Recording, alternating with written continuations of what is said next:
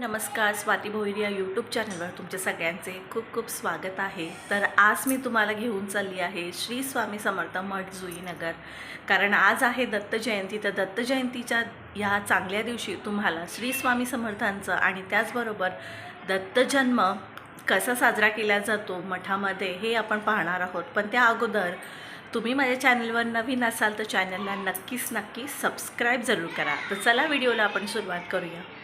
तर सकाळची माझी देवपूजा झालेली आहे। तर सकाळचे वाजलेले आहेत 7:30। तर सकाळचे 7:30 वाजल्यानंतर मी दर्शनासाठी श्री स्वामी समर्थ मठामध्ये गेले, कारण मठामध्ये आज खूप सारी गर्दी होती। आणि त्यानंतर मी मठामध्ये गेले तर माझी देवपूजा झालेली आहे। तर तुम्ही पाहू शकता स्वामींना मी आज छानपैकी स्वच्छ करून अंघोळ घालून आणि त्यानंतर देवपूजा केलेली आहे, कारण आज दत्त जयंती आहे। तर दत्त जयंतीच्या या उत्सवावर श्री स्वामी समर्थ मठ जुईनगरमध्ये कसा उत्सव साजरा केला जातो हे आपण या व्हिडिओमध्ये पाहणार आहोत। दत्त जन्माबद्दल आपण थोडीशी माहिती जाणून घेणार आहोत। असे की मार्गशीर्ष महिन्यातील शुक्ल पक्षातील पौर्णिमा तिथीला मृगशिरा नक्षत्रावर दत्तांचा जन्म झाला, म्हणून हा दिवस दत्त जयंती म्हणून साजरा केला जातो। तर जुईनगरच्या श्री स्वामी समर्थ मठामध्ये बघा, हे बाहेर जे आहेत ते स्टॉल लागलेले असतात। इथे तुम्हाला देवांच्या मूर्ती वगैरे खरेदी करायच्या असतील तेही तुम्ही खरेदी करू शकता। आणि ह्या ताई बघा, यांचा जप चालू होता, झाडाजवळ बसून त्या जप करत होत्या। तर जपाचे फायदे मी तुम्हाला लास्ट व्हिडिओमध्ये सांगितले होते। तुम्ही नामस्मरण करता तर नामस्मरणाचे फायदे मी तुम्हाला मागील व्हिडिओमध्ये सांगितलेले आहेत। तर बघा, एवढी गर्दी होती सकाळच्या टायमाला आणि खूप गर्दी होती, दर्शनासाठी लोकांची गर्दी जमली होती।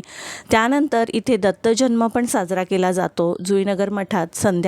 सकाळी दत्तजन्म साजरा केला जातो। आणि त्यानंतर आठवडाभर गुरुचरित्राचे पारायण असते आणि तो दत्त जयंतीच्या एक दिवस अगोदर पारायणाचा दिवस संपून जातो आणि पारायणाचा जो 7 दिवस असतं ते कंप्लीट होऊन जातात। तर तुम्हाला माहीतच आहे, जर तुम्ही गुरुचरित्राचे पारायण करता ते पण मठामध्ये जाऊन, तर त्याचे फळ तुम्हाला 100 पटीने जास्त मिळते।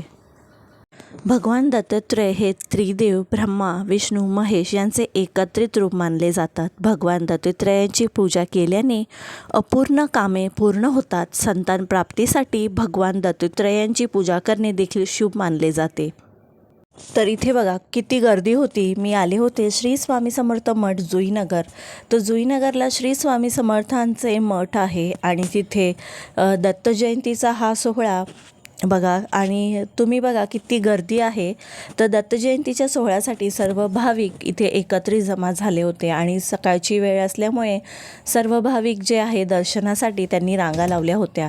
तर एकीकडे नामस्मरणाचं साठी भक्तगण खाली बसले होते आणि एकीकडे दर्शनासाठी रांगा लागल्या होत्या।